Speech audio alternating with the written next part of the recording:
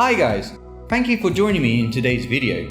We are going to now separate each part of the Reading and the Use of English B2 Cambridge exam. Now before we begin, please be aware that it is actually separated into two different exams. There's the Reading and then there's the Use of English. Use of English is part 2, 3 and 4. The Reading is part 1, 5, 6 and 7. So when you receive your score, you will see that there is two different scores. However, on the day of the exam, they are together on the same exam paper.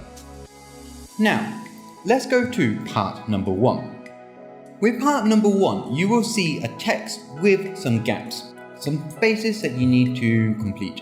You will have the choice of words you can choose. You can be A, B, C or D. Now with this part, be careful about the prepositions that follow the adjectives, for example, okay?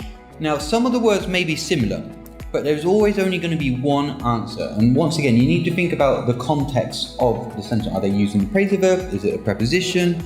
So forth, okay? So think about the general context when selecting the answer.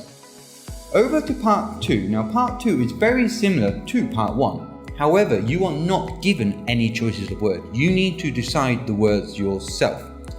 Now, one thing to keep in mind, it's always about grammar.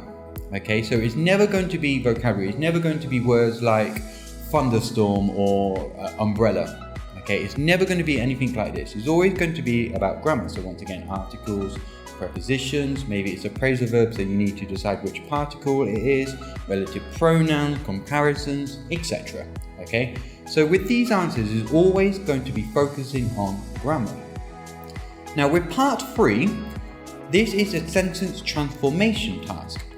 You will have one complete sentence. Then you will be given a word.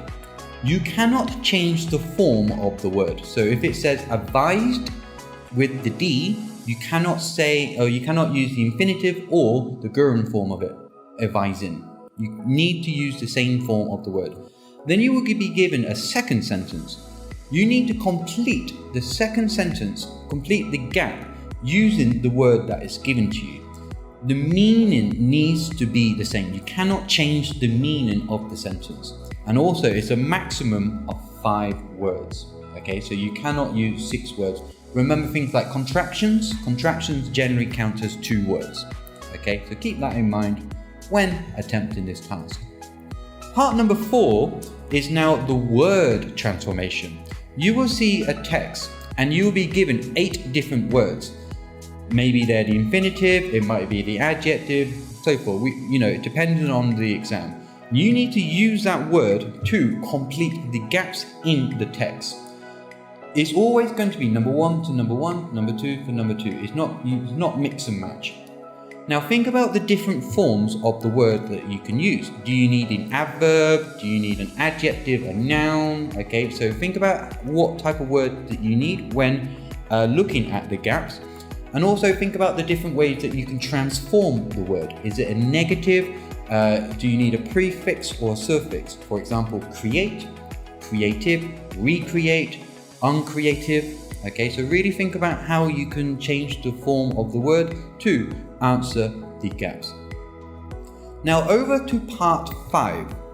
Part 5, you will have one long text and then be given some questions to answer A, B, C, D. Now I said this before with the other parts of the exams, they're not going to be identical. Okay, so you do need to connect them one way or another. So with this, think of synonyms, think of other ways to express the same purpose. And you just need to go through, find the answer in the text, and then answer A, B, C, D.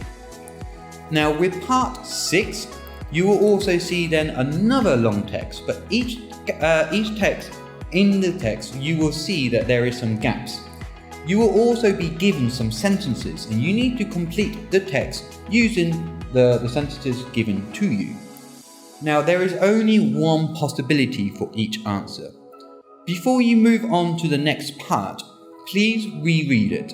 You should do this for the whole exam anyway, but especially for this part, because if it doesn't make sense, it's probably not correct. Okay, so make sure if it sounds correct, then you're on a good way. If it sounds wrong, then you are probably incorrect. So really think about how it sounds when you go through. Is it giving a suggestion? Is it talking about a reason? Okay, so think about those different things when you are choosing your sentences. Then we have part number 7. With part number 7, you will have 4 paragraphs, long statements about a particular topic. Okay, it could be about films, fruit, whatever. Each part, A, B, C, D, will have a different view, a different opinion, or maybe a different suggestion. They are going to be slightly different. Some of the opinions may be similar, but generally they're going to be slightly different. Then you'll be given 10 questions. You then need to decide which paragraph, A, B, C, or D, answers the question. So you'll be given a question and then you just need to select. Try to, once again, connect it as much as possible. They're not going to be identical. You do need to think about how you can connect them going through. Now, something you may need to practice is the time. Reading for gist is something that you can do, and that is to go through quickly to read the text. You do not need to understand all of the text. If there is a word that you don't understand in one paragraph, but that paragraph may not be important, okay, so you just need to read for gist, get the general understanding of the text, whether it's a negative or positive. Are they giving advice? Are they stating their opinion? Helping you read the gist will really help you to, once again, think about the time and to answer the text quickly. Now, always double check, okay, and always go through and think about the best possibility of your answer. Well, that's the end of today's video. I hope I have been able to help you in approaching this exam. We will do some videos in the future about each individual part to help you to improve your scores. Until next time, I will see you again soon. Bye bye.